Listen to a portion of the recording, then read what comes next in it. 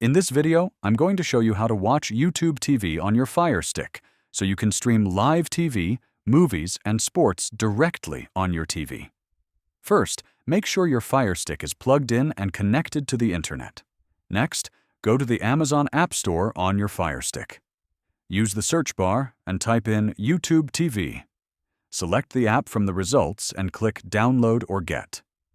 Once the app is installed, open YouTube TV. You'll see a sign-in screen with a code. Now, grab your phone, tablet, or computer and go to tv.youtube.com/start.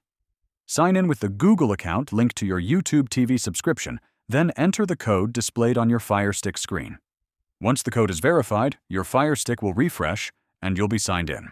You can now access live channels, cloud DVR recordings, and on-demand content right from your TV. A few tips. You can browse channels or use the search function to find specific shows or movies. Your library of recordings is available across all devices, including the Fire Stick. For the best experience, make sure your Fire Stick app is updated to the latest version.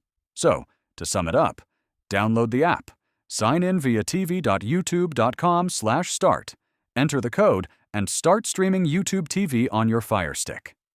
If this video helped you, hit like and subscribe for more YouTube TV tips and tutorials.